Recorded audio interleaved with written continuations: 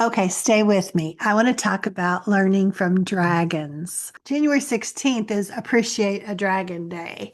And I know that sounds like one of those random internet holidays that you'd normally just scroll right past. But I want to pause on it for a minute because days like these are actually a really good window into how unschooling works in real life, especially if you're trying to train your brain to see learning when there's no curriculum involved. When you see Appreciate a Dragon Day, you're not looking at a lesson, you're looking at an invitation, and learning loves invitations. But before I show you all of this, I'm Sue Patterson, and this is the Unschooling Mom to Mom podcast. I'm bringing these unschooling pep talks to help you see that learning can show up in all kinds of places. Schools convinced us that we all had to learn exactly the same thing at exactly the same age, but that's not true. Think of your own adult life, what you used from your school days, and what you taught yourself along the way. Today is for parents who are worried about their kids playing too much and that they need to get down to serious learning. Maybe you're almost unschooling, or you like the idea of unschooling, but you worry. I want you to put yourself on a scavenger hunt, looking for learning, weaving through the most obscure kid activity, like dragons. Do this with me today, and then every day. Look for hidden subjects in whatever your kids are enjoying.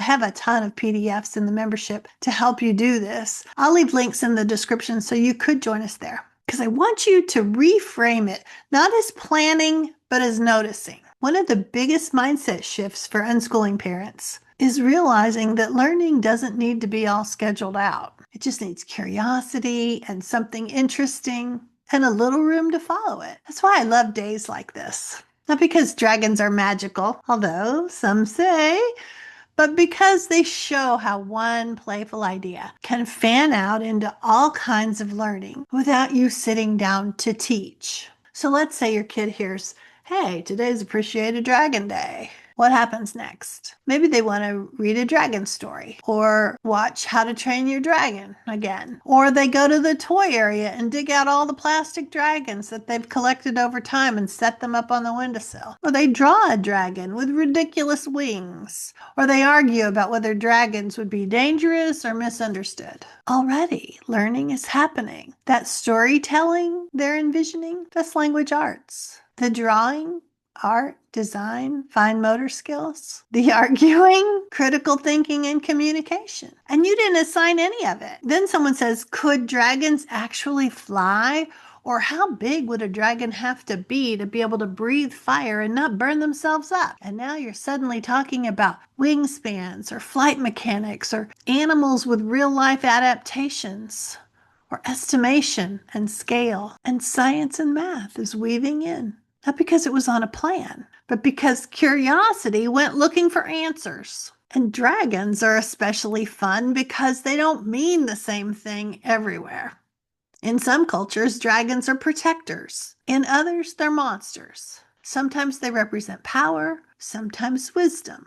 That's social studies and cultural literacy and perspective taking, all from a dragon. Now, something important to note, you don't have to have conversations about all of this. In fact, you probably won't. Your child might only draw, or only watch a movie, or only talk about dragons for a couple of minutes when you brought it up, and then move on. And that doesn't mean the day didn't count. It means learning showed up in the way it needed to. This is why interesting little things like this show up on the strewing calendar. Not to give you more things to manage, but to give you daily sparks that you don't have to go looking for, that's already done for you. You don't have to come up with it for yourself. You hang the calendar on the fridge, you notice something interesting, and your kids notice it too.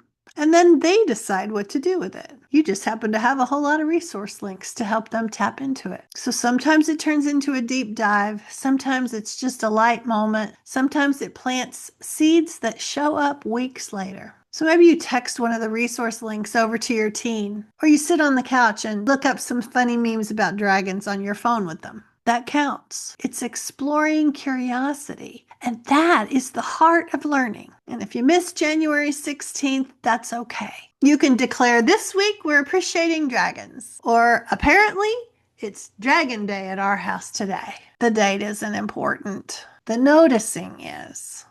So if you're still learning how to trust this process, let this be your reminder. Learning doesn't need to look serious to be meaningful. It doesn't need to be planned to be real. And it's often hiding inside things that we almost dismiss as just for fun. So if you want to stay on top of ideas for everyday celebrating, I'll leave a link in the description for the string calendar. It's included in the membership. So if you're trying to get more unschooling support, that's your best way to do it. But today, it's dragons. Tomorrow, it's something else. Life is full of so many more opportunities to learn and grow. It's all about noticing, and developing that skill alone will change everything. Happy unschooling. Have fun with your kids.